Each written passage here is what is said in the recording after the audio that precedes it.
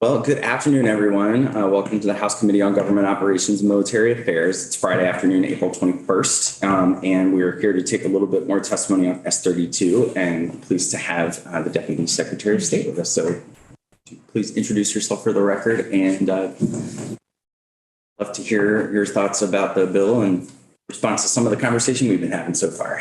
Sure. For the record, my name is Lauren Hibbert. I am the Deputy Secretary of State, and thanks for having me in today on this gorgeous Friday afternoon. We realized that the Secretary nor I had not been into this committee to talk about this bill. So we wanted to come in, and the Secretary sends her regrets. She's in DC for the We the People competition, judging a civics competition from students from across the nation. So she's doing her part today too. But we wanted to come in and really express our support for S32 as it's landed. We particularly are grateful for the work of both committees on the presidential primary for 2028. Moving the bill to the presidential primary for 2028, we know will ensure that we have adequate time to think through the logistics of implementing ranked choice voting for such an important election. All elections are important, I should just say, but that election is, we would want to make sure that we implement it really well and with a lot of education. We also are very grateful for the study committee.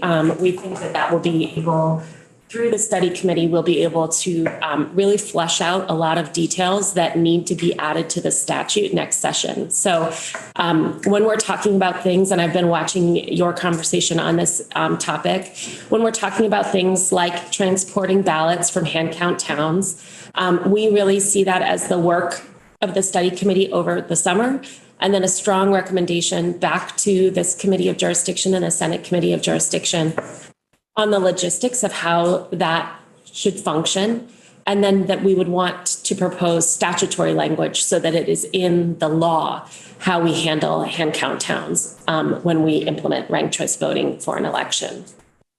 So that's just one example of the many topics that I think the study committee will need to really explore and flesh out. So we're very grateful that the study committee is there.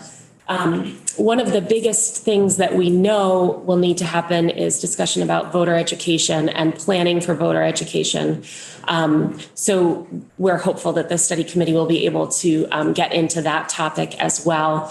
I know that this committee has heard a lot about tabulation methods. We prefer the Hare method and would prefer that you put it in the bill as the Hare method as you pass out the bill. I believe it's currently the Hare method in the bill. We'd ask that you maintain that.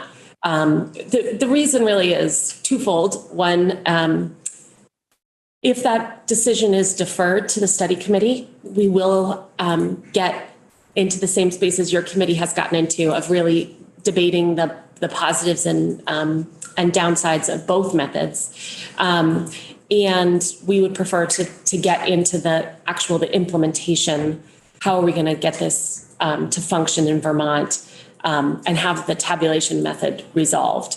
The other is the Hare method is used in all of the United States jurisdictions. And so when we're looking at launching a voter education program, helping our town clerks get ready to implement ranked choice voting, taking some of the burden off of our town clerks around voter education, we know that we can take resources that have already been used and modify them for the Vermont space, AKA plagiarize them. So if the method is the same as other jurisdictions, we'll have an easier time doing that.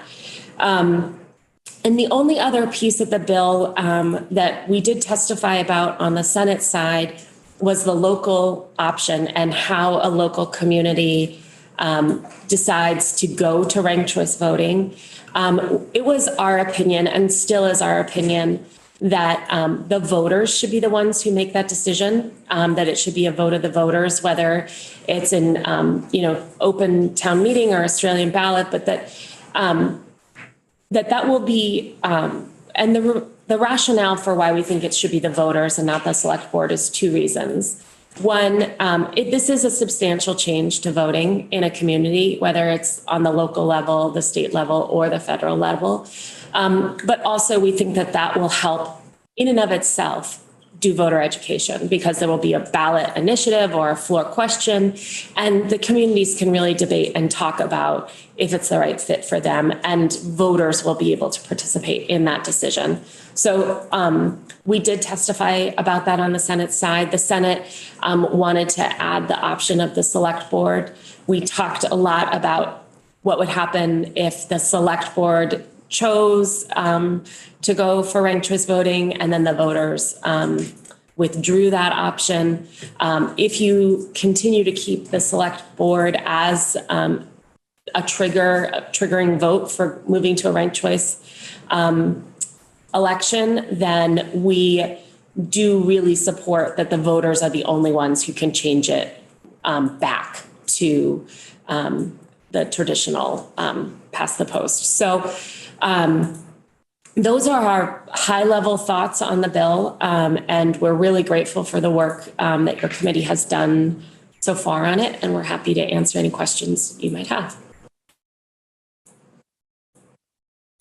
So just wanted to make sure that kind of hit the highlights from the Secretary of State's office. So specifying or maintaining that it's the Hare method, the IRB, is a recommendation for the tabulation method, that the logistical issues like transportation of ballots to a central location, or the use of a neighboring town's tabulator when there needs to be an IRB tabulation with hand count towns, that should really be left to the study committee. Yes, left to the study committee, but I just want to reconfirm to this committee that the study committee will be coming back with a written report, and then our office would be seeking the report's recommendations with legislative modifications written into the law before we implement a statewide or federal election. And I think that's really important. We don't want to do rulemaking around ranked choice voting, because our office already is receiving a lot of questions, concerns about elections. We really think, and we like to answer questions with statutes and say, we followed the statute, or the town followed the statute, this is the law. And it just provides a level of transparency and clarity when we are having somebody who's questioning our elections or the way that an elections procedure was done. So we would think a lot of those logistics, study committee could flesh out, maybe even draft model language, and then we would try to move it in an elections bill next session. And again, that would be well before a 2026 statewide or a 2028 presidential primary.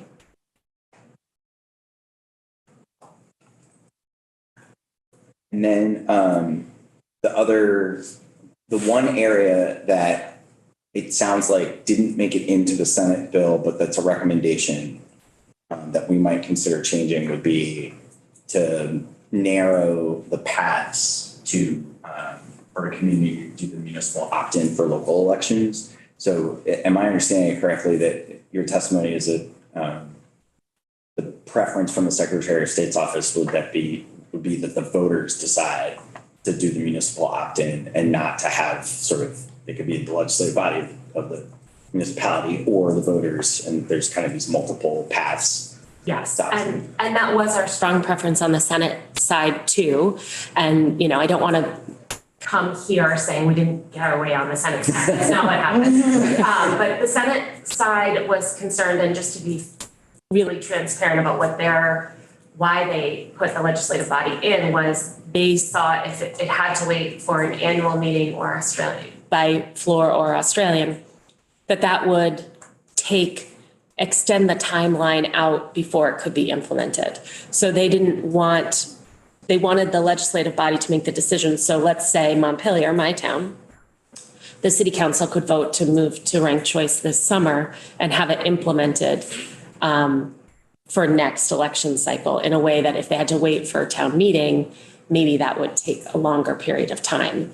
And our perspective is that this is a significant change to elections law. I think it's a good change to elections law, but it is significant, and that voters should have the ability to participate in that local decision. It sounds like from the testimony we heard from Burlington that they were able to pretty easily deal with the multi-jurisdictional tabulations by taking the cards and basically taking the tabulator data to a central location to perform calculations. Yes. It sounds like that would be if a town decided to opt in and they weren't using optical scan, is that a cause for concern? I don't know if it's a cause for concern. It's a cause of logistical friction. So we would have to figure out how they would get their ballots to a tabulator if they're not a tabulating town.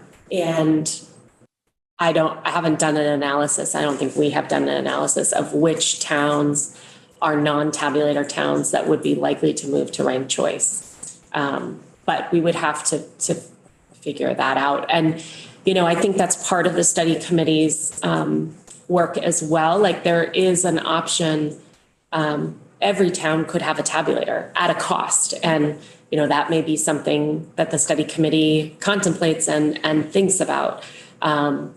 Every town that is hand count town could transport their ballots, or the state could transport the ballots. So there's a lot of logistics there. So, but if a local jurisdiction went to ranked choice voting and did not have a tabulator, we would recommend that they were able to get their ballots to a tabulator in some way. Yeah, to me, just so that I'm being frank with my question for the committee, and you can probably see I'm inclined to take the advice of the Secretary of State's office on the having the voters decide as opposed to just the legislative body as an opt-in, and that the concern on the Senate side, if I'm hearing you, Secretary Hibbert, is that they wanted towns to be able to move faster.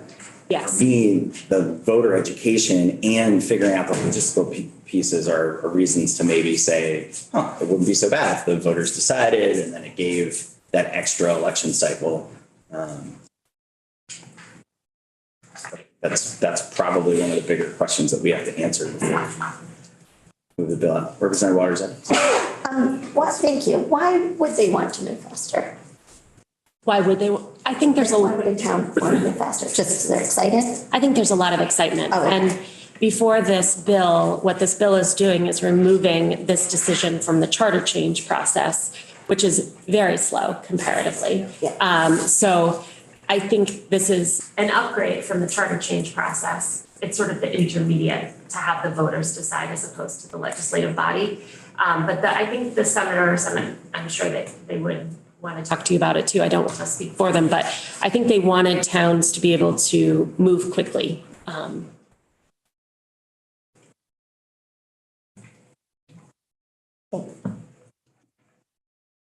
Well, thank you very much.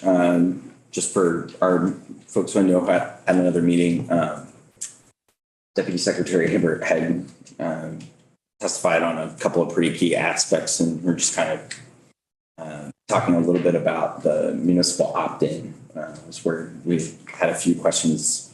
And I think that may be one of the areas we want to spend a little bit of time when we come back to this next week, trying to decide as a committee whether the multiple paths that are in the Senate as passed ranked choice voting bill, where a select board could decide, or the voters. Mm-hmm. That to me is like one of the biggest questions, because it's a place where the Senate decided to go in favor of letting towns move faster, and the Secretary of State's office recommendation was to just have the voters decide. But it sounds like there's support for the bill overall. Oh, yes, broad support for the bill. we're really grateful that it is moving forward, that it's moving forward in a measured way with the study committee. I mean, I think that sort of our theme around the presidential primary is a little bit the caution that I have around the local abstention too, is that voters need to be engaged around this. And I do think it's a relatively simple process, ranking things. I've heard lots of people say, as easy as 1, 2, 3, and we do it all the time. And I agree with that. But the background, the logistics that happened on the back end of that individual decision when they're put all together are complicated. And we want to make sure that voters understand what is happening, what is changing with respect to reporting the results of an election. So we just want to make sure that voters understand what's happening. And so the timeline of this bill really, we're very grateful for the timeline for this bill because we want to do that work and we want to think through how to do that work with the study committee. Other questions for Deputy Secretary Hibbard? Thank you very much. Thank you so much. And I had also invited Carol Dawes from the League of Municipal Clerks or the Municipal Clerks and Treasurers Association. You don't have a league, you have an association. We're just mixing everything together. It makes perfect sense. It starts with a V and then the letters go someplace. Exactly. For the record, Carol Dawes. I'm the Barre City Clerk and Treasurer, and I am the legislative chair for the Vermont Municipal Clerk and Treasurer Association. Too many letters. And basically, I just want to echo what Lauren said. We really appreciated the depth which the Senate Government Operations worked on this bill and the version that exists now. We completely support. We're grateful to be included in the study committee.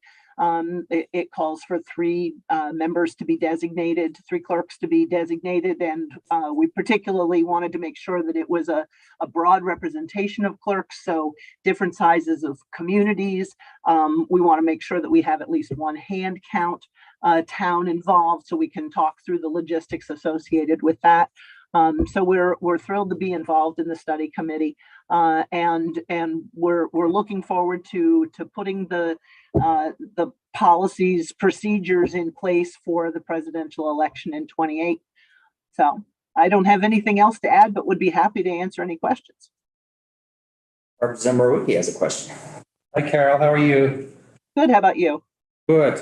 So I and others, I think, are hearing from town clerks already who are not supportive of this, and not sure what you think would be helpful on our part to help you and the others better understand the bill. This is a change. It's a big change, but I think it's something we can maneuver and get through.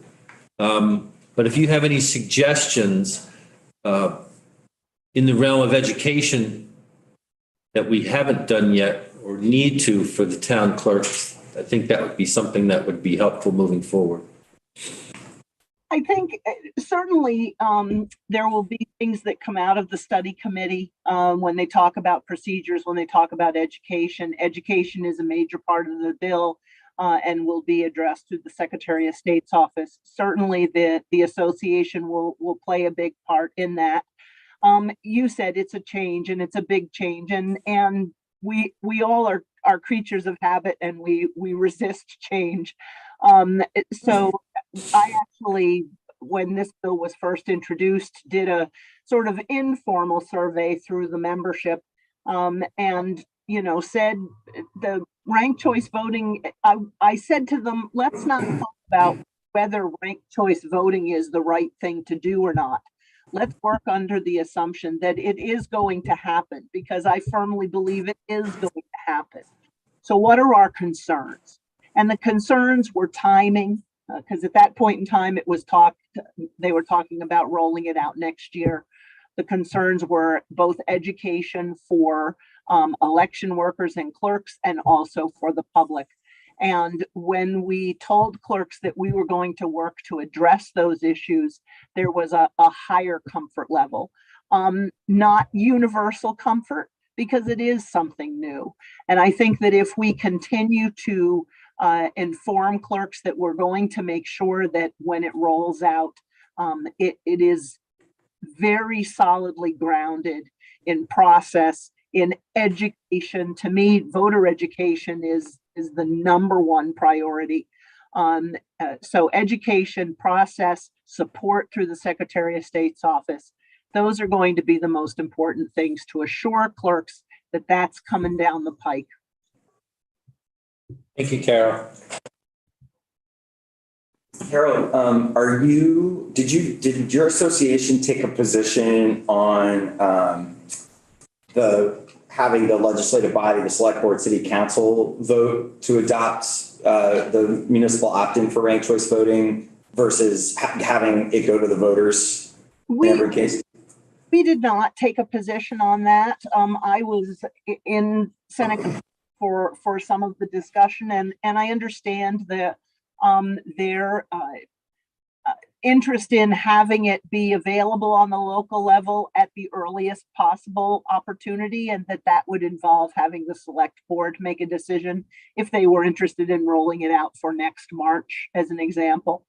But I do think that that having the voters have some kind of a final say makes the most sense, so that even if a select board adopted it, the voters could say, no, we need to take a step back, where we don't want to move there.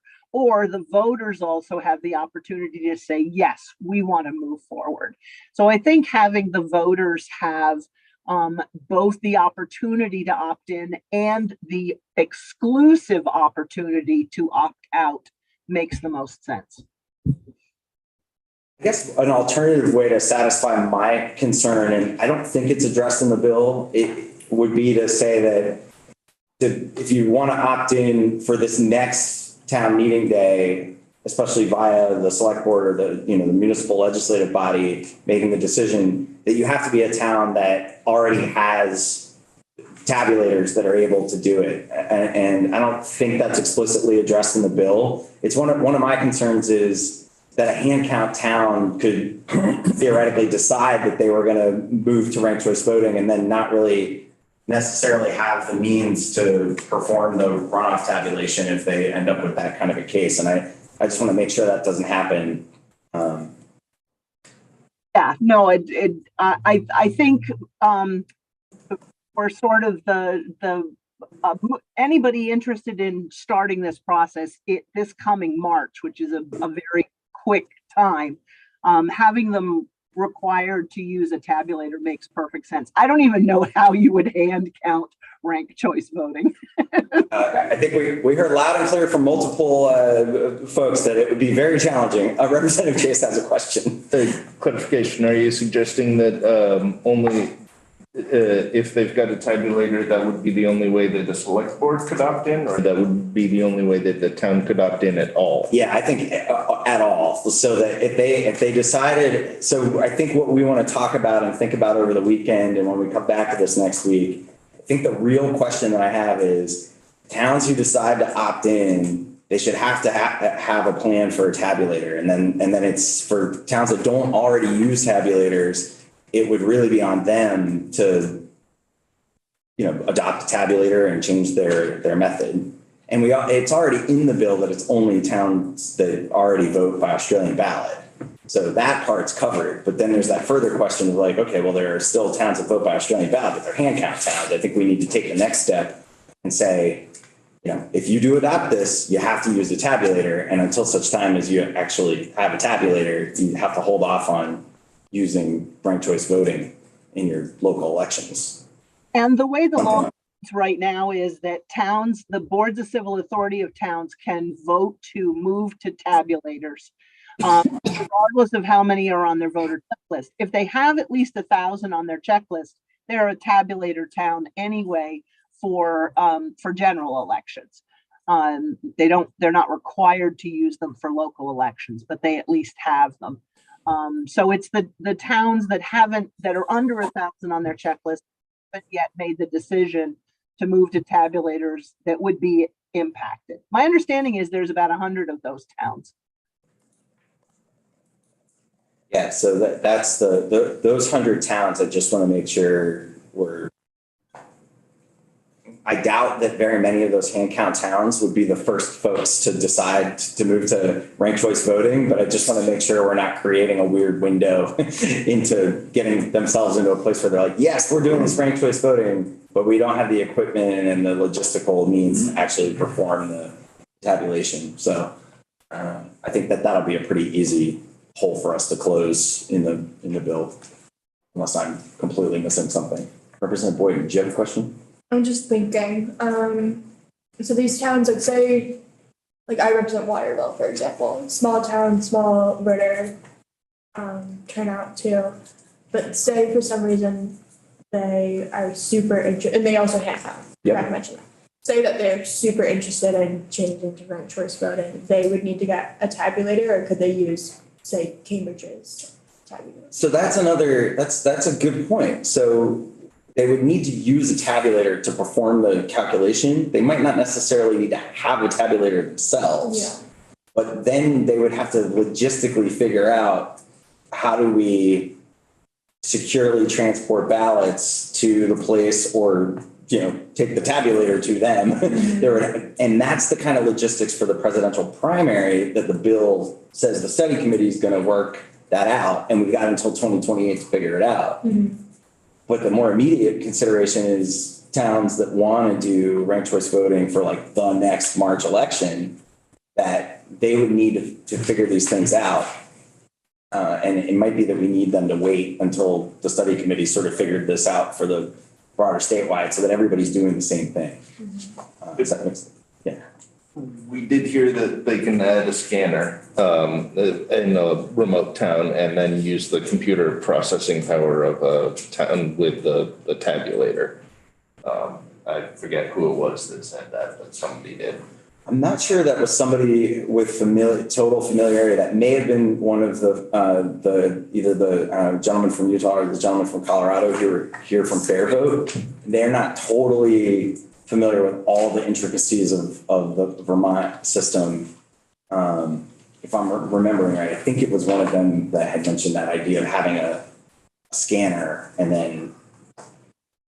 But again, this is like, I don't think we should be legislating like that level of detail. We just want there to be we want to make sure that there's that ability to perform the calculation in place, whether it's with a neighboring town's equipment or, the town decides we're going to have a tabulator. And it's a big expense for a little town. I mean, I bet Waterville would balk at buying their own tabulator.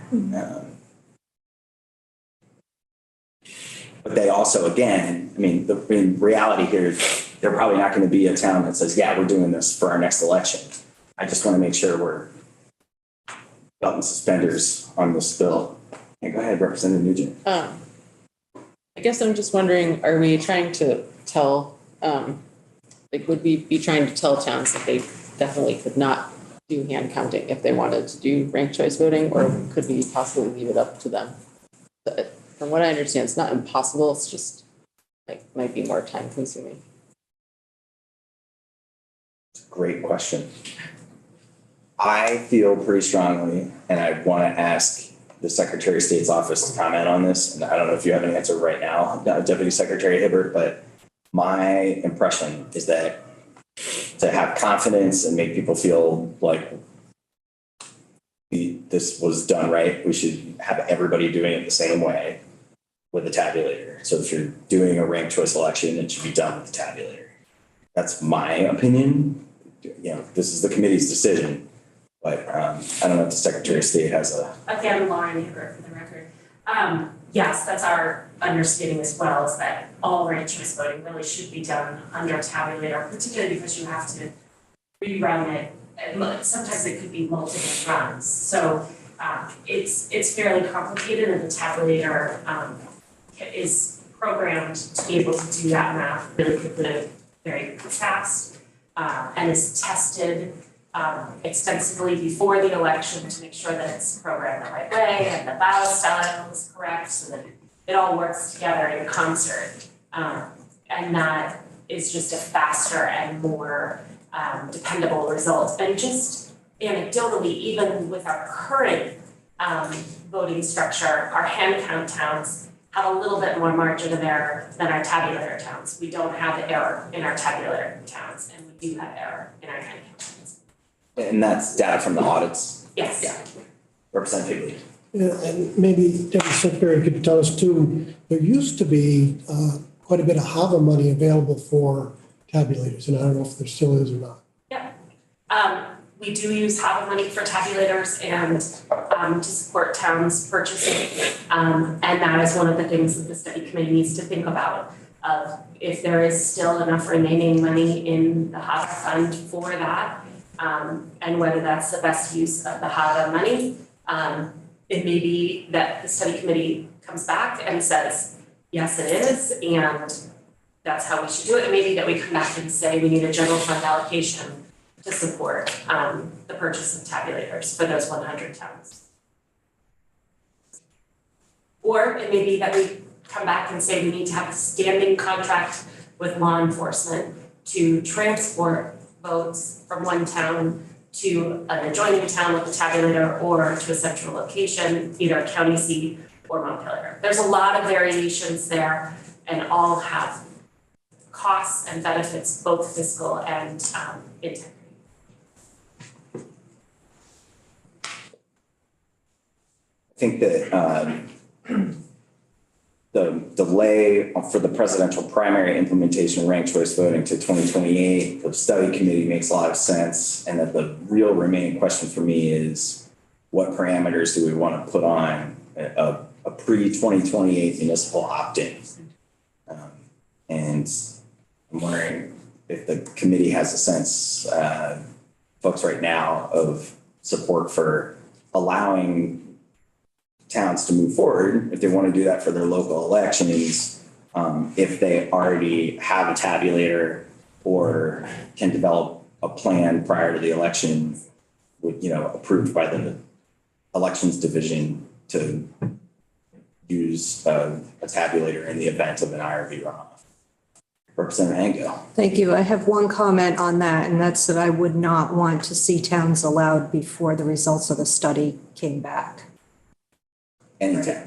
Any town before the study comes back, because I think the study will give important information, not just for the presidential primaries, but for all elections on how they could move forward. So we already have, Burlington's already doing ranked choice for some local elections. So I think the main concerns around the study committee had to do with the fact that you're talking about multiple jurisdictions and count towns. Mm-hmm. And so if we have towns that don't have multiple jurisdictions, so they really have like one or a couple of different precincts that could then be centrally tabulated, even though we're taking the data from multiple precincts, the way that Burlington's doing it today, those logistics have already been worked out. It's the hand count towns that are my big concern and why we need the study committee for a statewide, election like a presidential primary. But you think that we should wait on any towns opting?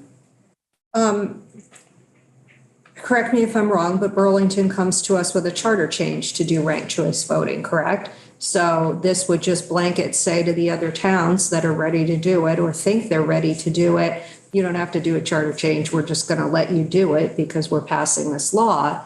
And I don't know. I just feel like once again, we're singling out certain portions of the population and saying you don't have to go through I don't know what the term is, but the hoops, jump through the hoops that we've made other municipalities do. And I know what the point of the study committee is, but if we're going to allow towns to opt in without going through the study process really is only for those 100 towns or so that, use hand counting, correct? Well, I wouldn't say it's only for those towns. I would say it's about the complexity of a statewide election versus just having the relatively small number of votes, small number of tabulators or precincts for a local election makes the logistics way, way simpler at the municipal level. Even in municipalities that have multiple voting places like Burlington, it's pretty simple. Like we heard from the clerk, they take the card from each one of their tabulators and they run the runoff in a central tabulator. Easy. When you start to get statewide and you're blending the towns that have tabulators with the towns that have hand count, that's where the logistical part comes in. So it is because of the fact that we have the hand count towns, but it's also the complexity of all of the precincts from a statewide election performing the runoff calculation. Okay, so to follow up on that's helpful, and I see where you're going with that, but what if we do allow towns to use ranked choice voting for municipal elections, and then it comes around to a statewide election, which would be before the presidential primary, yeah, right? So Deputy Secretary Hibbert, I don't know if you want to help answer that question. I probably shouldn't be testifying here as much as I am, but I think that's why the only elections that would be allowed to do ranked choice voting under the Senate's bill prior to the 2028 presidential primary would be local elections where the town had decided. Yes, although the study committee is supposed to look at 2026 statewide, and maybe a recommendation for that.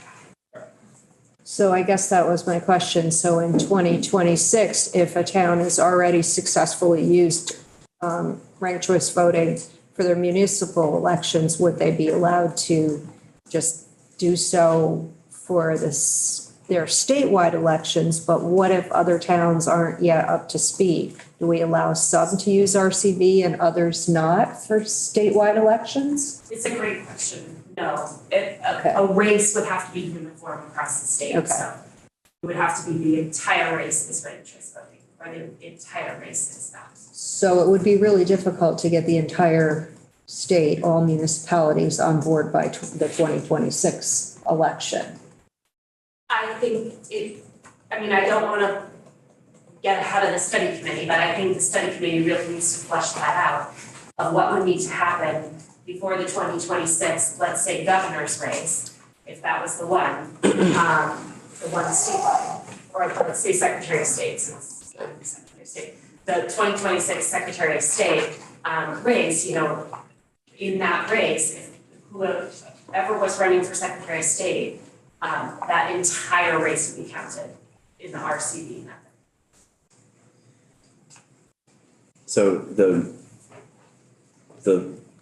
three things, I think three potential options, and there could be variations of those that you mentioned, Deputy Secretary Hibbert, where every single town we fund them or help them get a tabulator.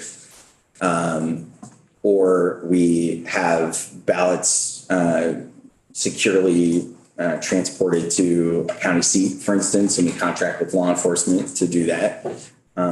Or there could be some kind of central tabulation statewide, the way I think Maine contemplated. That those are sort of three ways that we might consider. Representative Hancock. Thank you. And just to follow up on that, where does the popular vote by the voters of each municipality come in with that? If the study committee comes back and says, yes, we can do statewide elections in 2026, does each municipality have to then vote on that sometime that they want to opt in? No, and it's actually really interesting you're raising this question, because this was part of the reason why the Senate added the select board, is because essentially that you as representatives and then the senators are making the decision on behalf of the entire population to move to RCV. So if it's implemented for 2026, this law is doing it for 2028 presidential primary. Just to be clear, the only decision this body is making today is presidential primary 2028 with the benefit of the study committee. But then that the study committee will come back with a recommendation on a statewide or two for 2026 be feasible. And then there would be more legislation that would codify that. And in that case, would the, basically the power be removed from the voters of that town to opt into RCV?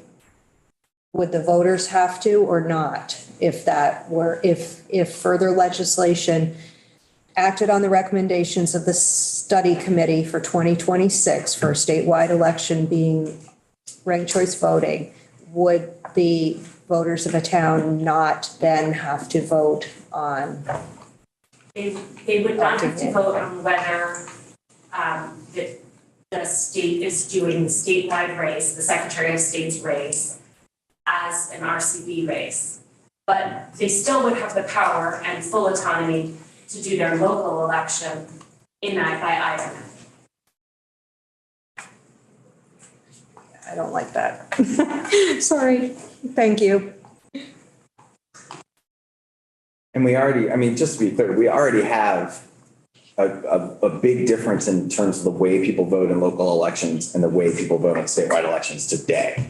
You know, today we have towns who have a floor meeting for local elections where there's no ballot at all, versus, Australian balloting for local elections. And sometimes they're contemporaneous with statewide elections, like presidential primary, for instance, and sometimes they're not. So we already have a difference today in the way we do elections between the local and statewide. So that solves that problem for me and probably won't for everybody. Probably not, because I think there are very few towns left who do elect officials from the floor. Many of the ones I know about elect, even if they have a floor meeting, they have a separate ballot for local officials. But the magnitude of electing someone to a statewide office or a federal, national office, that to me is a much bigger concern issue. I just feel like our voters would want to weigh in on this. I think that's a good reason for the delay, because what it does is it allows to 2028 for that would be the presidential primary is the only statewide election where we're saying, yeah, that makes sense for us to do our first statewide, and the study committee could contemplate doing 2026, but for other elections. But I like the fact that we have all that time to talk to our constituents and get a feel for how they feel about it. I know a lot of people who really feel like they don't vote in elections because they feel like their vote doesn't count. They don't have people who represent them. And one of the things that is a selling point for ranked choice voting is it allows people to potentially have more options and feel like those options will have a more viable path to success. And I think, in the polarized environment that we're in, the reason I'm cautiously thinking about the logistics and supportive of this process is I think there is a lot of merit in that idea of giving people the sense that the system isn't just a binary choice between, two completely polar opposite candidates in most races. That might not be a bad thing, but I think, we need to make sure above all that people have absolute confidence in the outcome of elections. That is the number one thing for me. And I know that, we just watched a major news organization have to pay $750 million because they were spreading disinformation about an election. So, that is very much on my mind as we think about this. And so I think ranked choice voting has a lot of merit. That we've got to roll it out, right? We've got to do the voter education. We've got to make sure that people really feel good about the increased options and improvement of the democratic process that we've heard about. But we can't just do it in a way, because if we mess it up, if we roll it out too fast, if there are logistical problems, if it undermines people's confidence, that would be very, very bad. Any other questions for our guests today? Great. I am cognizant of the fact that we were here on the floor pretty late last night and that the committee is probably interested in either getting to other work or getting home for the weekend. I really appreciate all the hard work this week. I really encourage everyone to talk about the bills that have been before us. You know, we're working on a couple of pretty challenging things here. I've asked some questions of some of the folks who've testified on our S-17, the sheriff's bill, and we'll be picking that back up on Tuesday. But I think that we've got a path forward on at least a couple of these as we're getting into the waning weeks of the session here. Does anybody have anything else for the record before we sign off for the week? Well, thank you all very much. We will see you on